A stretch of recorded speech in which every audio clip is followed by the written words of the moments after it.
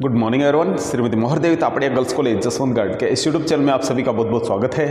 हम बात कर रहे हैं फंड फ्लो एनालिसिस लेसन से क्वेश्चन नंबर 16 की। क्वेश्चन आप बोर्ड पे देख रहे हैं और इसे हमें कंप्लीट करना है। तो क्वेश्चन में हमें बैलेंस शीट का स्टेटमेंट दिया हुआ है जिसमें आप देख रहे हैं सबसे पहले एसेट्स दे रखी है, फिर लाइबिलिटीज़ दे रखी है। 2013 और 14 के हमारे पास डेटाज है। तो इन डेटा में आप देखेंगे सबसे पहले दिया हुआ वो है कैश 8000 और 7200 और डेटर दे रखे हैं 70000 और 76800, स्टॉक 50000 44000, लैंड 40 और 60000 और बिल्डिंग है 1 लाख और 110 और मशीनरी एट कॉस्ट दे रखी है 214 और 244। टोटल इनका है 482 और 5,42,000।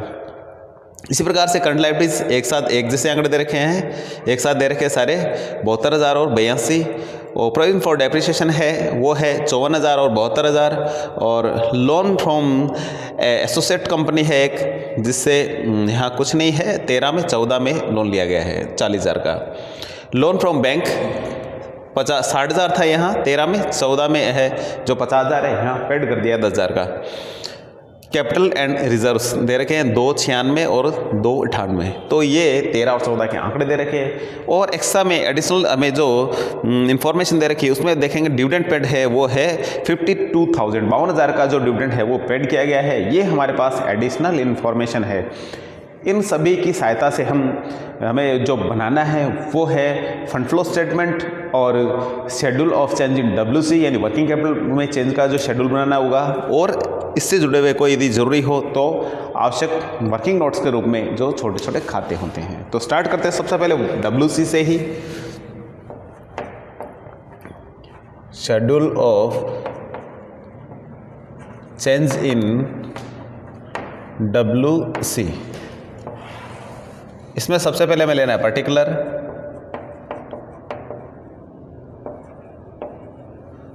फिर 2013 और 2014 और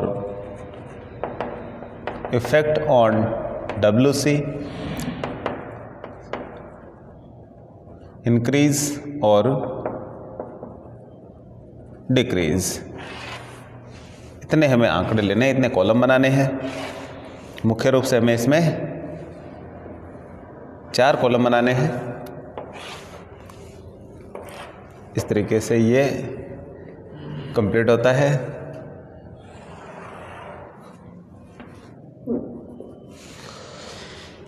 ये है हमारा स्टेटमेंट है जो WC का है।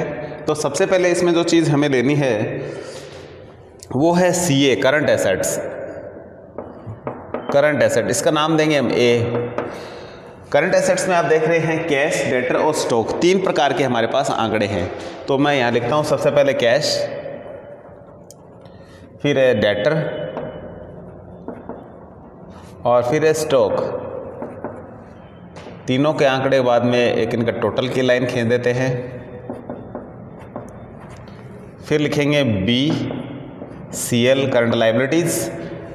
तो ये इस तरीके से हमारे पास WC का है जो इतना ही है। तो इसमें आंकड़े फिलअप कर लेते हैं। तो सबसे पहले कैश है, यहाँ आएगा 8000, यहाँ 7200, डेटर है 70,000 और 76,800, स्टॉक है 50,000 और 44,000 अगले ईयर में। और करंट लायबिलिटीज़ और लिख लेते हैं, एक ही आंकड़ा है ये 72,000 और 82,000। तो इसके नीचे भी एक टोटल की लाइन खींच देते हैं। टोटल, ये टोटल A है और ये टोटल B है। यहाँ नीचे लिखेंगे WC is equal A minus B। A में से B को घटाएंगे तो WC आ जाएगा। इंक्रीज डिक्रीज बाद में करेंगे। तो सबसे पहले इनके आंकड़े सेट कर देते हैं सारे।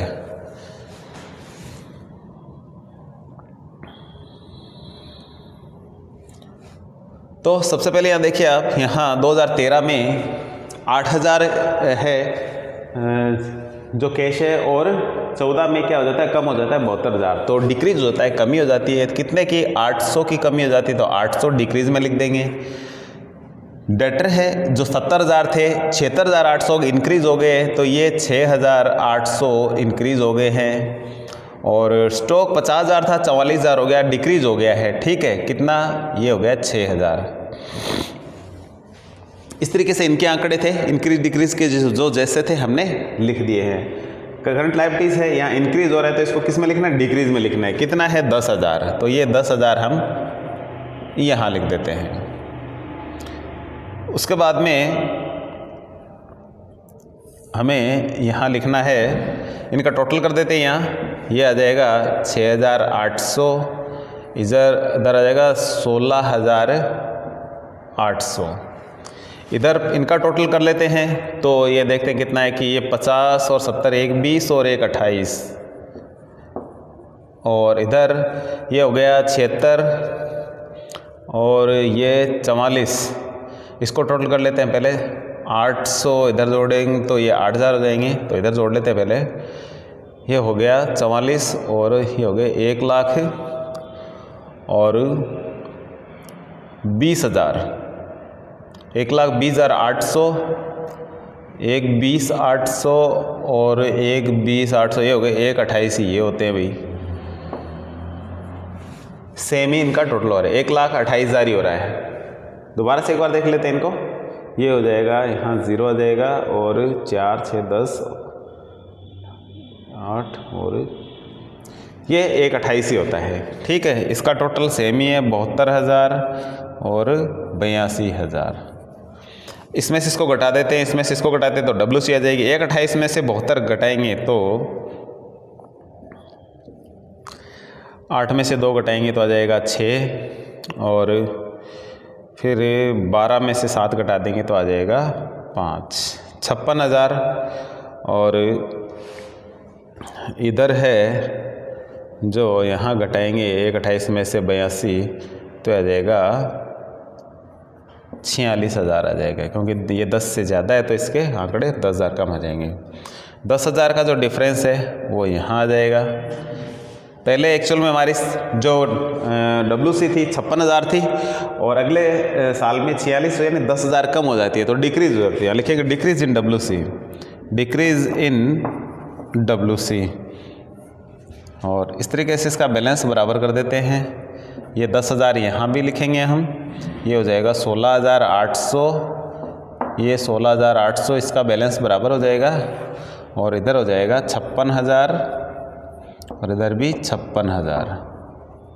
तो इस तरीके से हमारा जो स्टेटमेंट है WC का, जिसमें हम चेंज इन WC शो करते हैं, WC में क्या क्या चेंज हुए हैं वो है। तो इस तरीके से डिक्रीज इन WC वो है 10,000, हमें ये आंकड़ा याद रखना है। तो इसके बाद में जो चीज़ हमें बनानी है वो है स्टेटमेंट। तो मैं इसको मिटाता हूँ, यही बनाएंगे। WC को ध्यान रखना है हमें केवल कि इसमें डिक्रीज हो रहा है 10,000 से। हेडिंग डालते हैं फंड फ्लो स्टेटमेंट।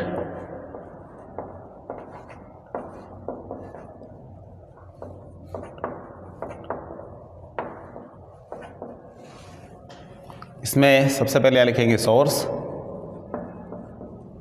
अमाउंट या usage, amount.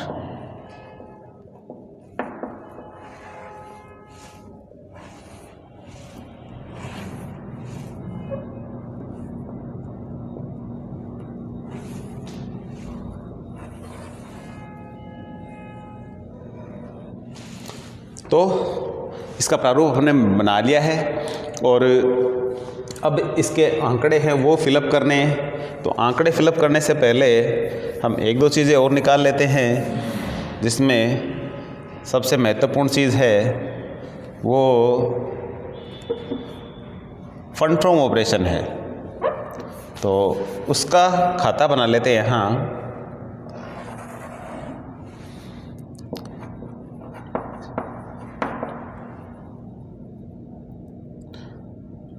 Adjusted P&L account.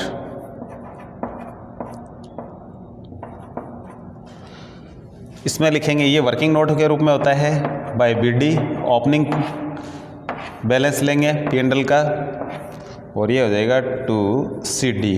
तो यहाँ हमें कैपिटल एंड रिजर्व दिया हुआ है, इसका बैलेंस लेंगे हम, P&L अकाउंट नहीं दिया है। इसका बाय BD है ओपनिंग 2,96,000 और इधर 2,98,000। तो BD-CD लिखने के बाद में हमें इसमें कौन कौन सी चीज़ें लेनी है वो देख लेते हैं। तो यहाँ आप देख रहे हैं प्रोविज़न फॉर डेप्रिसिएशन, ये देखिए आप कि ये इसमें 3 आइटम दे रखे, लैंड, बिल्डिंग, मशीन, तो ये सबका एक साथ ही दिया हुआ है। तो सीधा ले लेंगे हम। 54,000 था पहले, जो अब हो गया 72,000। तो कितना बढ़ गया है? ये बढ़ गया है 18,000 से। 72 में से 54 घटाएंगे तो 18,000 आ जाएंगे। तो इस साल का डेप्रिसिएशन है टू प्रोविज़न फॉर डेप्रिसिएशन, ये आ जाएगा 18,000। और डिविडेंड पेड है, ये आ जाएगा टू डिविडेंड पेड, ये आ जाएगा 52,000 का। इतनी चीज़ हैं इसमें, टोटल कर लेते हैं, इधर का भी टोटल कर लेते हैं, डिफरेंस देखते हैं क्या आता है। बाई 20 का डिफरेंस आएगा, वो आएगा fund from operation, by fund from operations. तो पहले इसका टोटल कर लेते हैं। तो ये 298 और 52 हो गए 350 और ये 18 और जोड़ देते हैं तो ये 368 हो जाएंगे, 3,68,000। और इधर है 368 ही इधर हो जाएगा, इसमें से घटा देते हैं 2,96,000, तो इसमें 4 और बढ़ जाएंगे तो आ जाएगा 72,000, 72,000। फंड फ्रॉम ऑपरेशन है वो आ जाएगा 72,000। तो इस तरीके से हमारे ये आंकड़े आ गए हैं। तो सबसे पहले यहाँ लिखते हैं फंड फ्रॉम ऑपरेशन,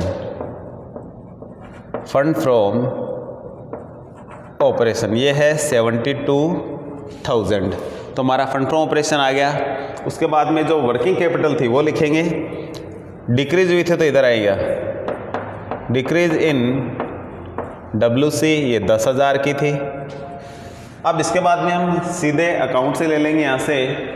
तो यहाँ लैंड पहले 40 थी, 60 हो गई है, तो परचेज हो जाएगी, तो पैसा जाएगा तो इधर आएगा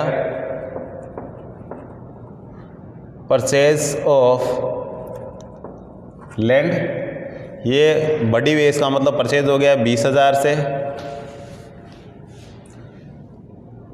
बिल्डिंग है जो 10,000 बढ़ी हुई है, तो ये भी हो जाएगा परचेज ऑफ बिल्डिंग्स, ये है 10,000।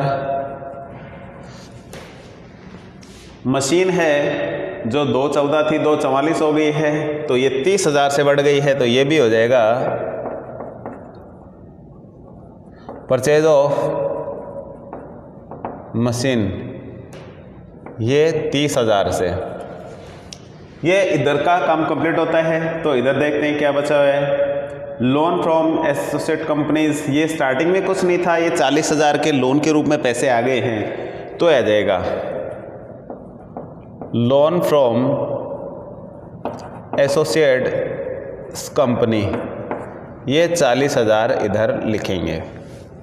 इसके बाद में है लोन फ्रॉम बैंक, ये 60 था पहले, 50 हो गया, इसका मतलब पेमेंट कर दिया, तो यहाँ लिखेंगे लोन पेड,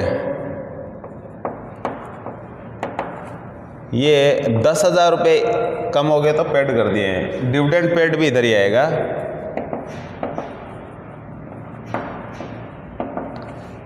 ये था 52,000। अब एक बार देख लेते हैं टोटल कितना कितना किसका कितना हो रहा है। तो जो चीज़ें हमारी आनी थी वो लगभग सारी आ गई है। अब इसका टोटल देख लेते हैं। ये है 40 और 10 50, 50 और 70 हो जाते हैं, 1 20 और 1 22 हो जाते हैं। इधर 1,00,000 और 22,000 इधर का टोटल देख लेते हैं। ये आगे 20 10 30 30 30 60 60 और 10 70 और ये 52 हो जाएंगे 1 22। तो इस तरीके से हमारा बैलेंस क्या है, बिल्कुल बराबर होता है। तो इस तरीके से हमारा क्वेश्चन भी कंप्लीट होता है। तो आज के वीडियो में इतना ही, मिलते हैं नेक्स्ट वीडियो पे। तब तक के लिए धन्यवाद। अपने वीडियो को लाइक कीजिए, वीडियो को शेयर कीजिए, चैनल को सब्सक्राइब नहीं किया है तो ज़रूर कीजिए।